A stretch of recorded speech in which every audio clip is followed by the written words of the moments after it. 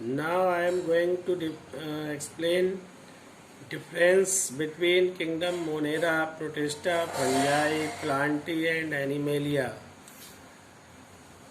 Student, you have to draw 6 column. In first column you write characters. In second column you write kingdom Monera. Third column kingdom Protista. Fourth column kingdom Fungi. Fifth column kingdom Plantae and sixth column kingdom Animalia. Student, first character here type of cell. तो kingdom monera में जो भी living beings रखे जाते हैं उनके अंदर prokaryotic cell होती है, इसलिए किंगडम मोनेरा के जो ऑर्गेनिज्म होते हैं वो प्रोकैरियोट्स कहलाते हैं। प्रोकैरियोट्स। तो स्टूडेंट, किंगडम मोनेरा के जो लिविंग बींग्स हैं वो प्रोकैरियोट्स होते हैं। किंगडम प्रोटिस्टा के यूकैरियोट्स होते हैं। किंगडम फंजाई में भी यूकैरियोट्स, किंगडम प्लांटी में भी यूकैरियोट्स और किंगडम एनिमेलिया में भी सभी लिविंग बींग्स यूकैरियोट्स होते हैं।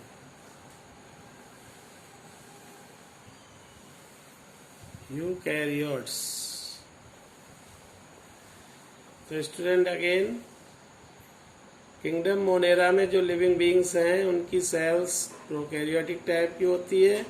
बाकी प्रोटिस्टा, फंजाई, प्लांटी, एनिमेलिया के जो लिविंग बींग्स होते हैं उन सभी की सेल्स जो है यूकैरियोटिक टाइप की होती है, इसलिए ये लिविंग बींग्स यूकैरियोट्स कहलाते हैं। सेकेंड कैरेक्टर्स, प्रेजेंस या absence of cell wall. Kingdom Monera के जो लिविंग बींग्स हैं इनमें सेल वॉल जो है प्रेजेंट हो सकती है। तो स्टूडेंट, सेल वॉल जो है प्रेजेंट होती है। सेल वॉल इज प्रेजेंट,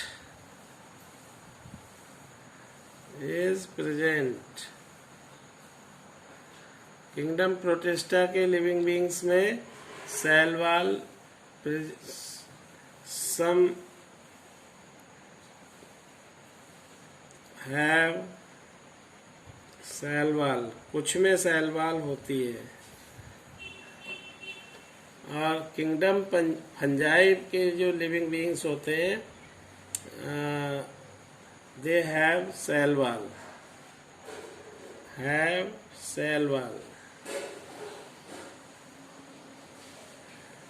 और किंगडम प्लांटी में have cell wall.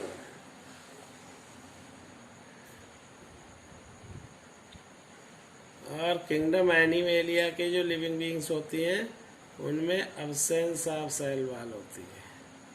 Cell wall absent होती है। Now body organisation.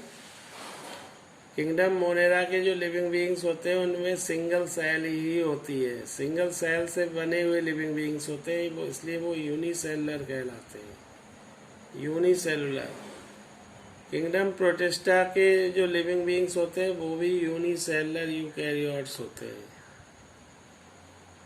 और किंगडम फंजाई में सभी के सभी, एक ईस्ट को छोड़ दें तो सभी के सभी जो होते हैं वो मल्टी सेलुलर होते हैं। तो किंगडम फंजाई में except east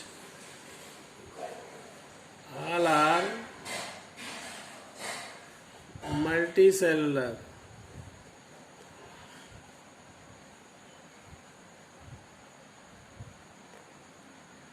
multi cellular.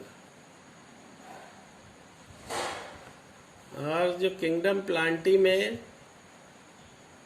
Multicellular होते हैं सभी लिविंग बींग्स, मल्टी सेलुलर। और किंगडम एनिमेलिया में multi cellular.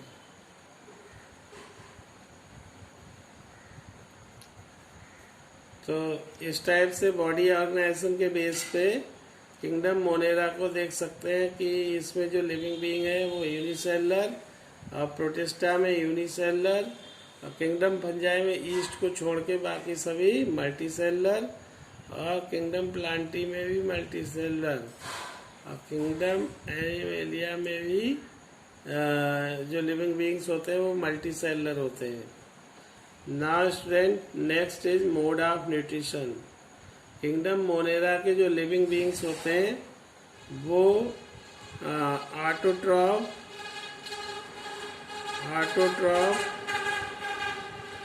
And heterotroph both category के होते हैं। हेटरोट्रॉफ दोनों कैटेगरी के हो सकते हैं, और किंगडम प्रोटिस्टा में ऑटोट्रॉफ हेटरोट्रॉफ दोनों हो सकते हैं। Autotroph oblique heterotroph,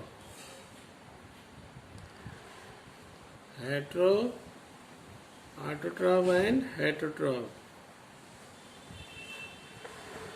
kingdom Protista के लिविंग बीइंग खुद भी फूड बना सकते हैं, और कुछ इनमें से ऐसे हैं जो खुद नहीं बना सकते, तो वो हेटरोट्रॉफ होते हैं। किंगडम फंजाई के जो लिविंग बीइंग्स होते हैं वो नॉन ग्रीन होते हैं, इसलिए ये अपना फूड नहीं बना सकते, इसलिए इनके अंदर मोड ऑफ न्यूट्रिशन जो होता है वो हेटरोट्रॉफिक होता है।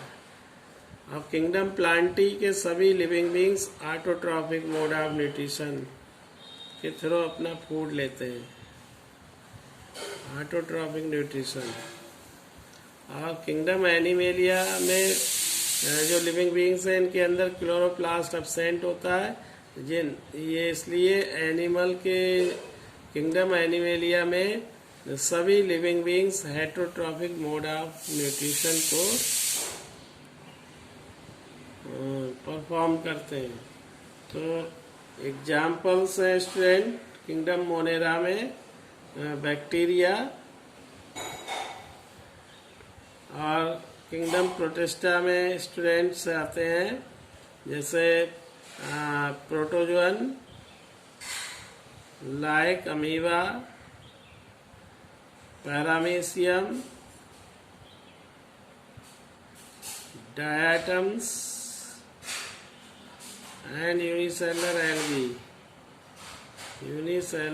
एल्गी। नेक्स्ट किंगडम फंजाई के जो एग्जाम्पल्स हैं वो है स्टूडेंट ईस्ट, राइजोपस, पेनिसिलिन,